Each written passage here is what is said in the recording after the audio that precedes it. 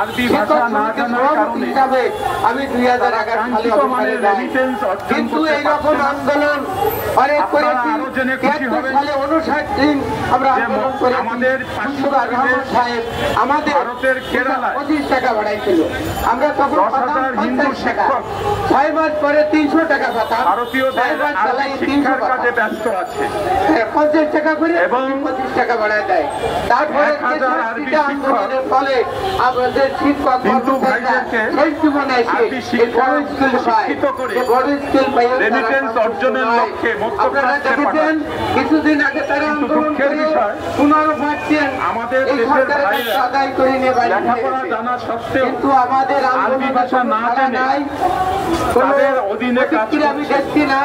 এই যে কাঙ্ক্ষিত মানের রেমিটেন্স পাঠাতে পারছে আগে যে সরকার আমলি সরকার আমরা মনে করি আমরা যখন আন্দোলন সর্বস্তরে ছিল শিক্ষা যদি আরবি ভাষার বাস্তবায়ন ঘটে আমাদের তুলে দেয় বলে আমাদের আমলি সরকার আপনাদের আমাদের দেশের নাগরিকেরা যুব সমাজ আরবি ভাষায় শিক্ষিত হয়ে আমরা আশা নিয়ে চলে গেলাম মধ্যপ্রাচ্যে গমন করলে ফলে নির্বাচন কাঙ্ক্ষিত মানের ফল অধিকার করতে পারবে 7 জানুয়ারি এবং দেখা গেল যে দীপুমণি কাঙ্ক্ষিত মানের রেমিটেন্স পাঠিয়ে আমাদের দেশের অর্থনীতিকে সচল আমার বাড়ি নিয়ে আসছে যে এই জন্য এই আরবি ভাষার গুরুত্ব অপরিসীম। সেই দীপুমণি সেই অপরিসীমতার কথা চিন্তা ভাবনা করেই আমরা একদিন দেখি যে আজকে মাননীয় প্রধান উপদেষ্টা বরাবর একটি স্মারকলিপি প্রদান করব যাতে বাংলাদেশের সর্বস্তরে আরবি ভাষাকে অন্তর্ভুক্তি করে কাঙ্ক্ষিত মানের রেমিটেন্স অর্জনের লক্ষ্যে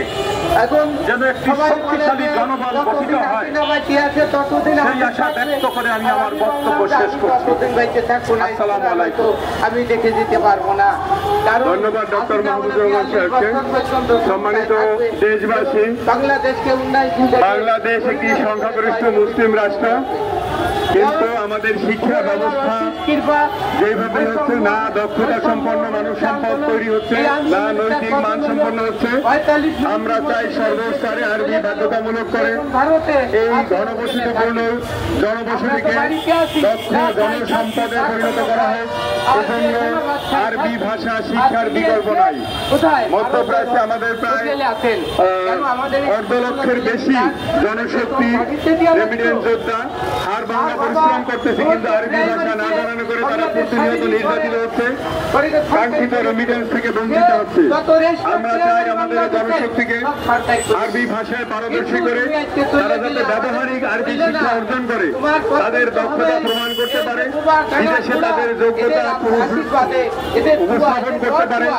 বিদেশিরা যেভাবে অন্যান্য রাষ্ট্রসমূহ আরবি ভাষা জেনে যেভাবে আমাদেরকে অবনমিত করতেছে, সেখান থেকে আমরা মাথা উঁচু করে রেমিটেন্স যোদ্ধার মর্যাদা অক্ষুণ্ণ রাখতে পারি, মর্যাদাশীল পদে আসীন হতে পারি। সেই জন্য আমরা চাই আরবি সর্বস্তরে বাস্তবায়ন করা হোক। এ পর্যায়ে সংক্ষিপ্ত বক্তব্য রাখবেন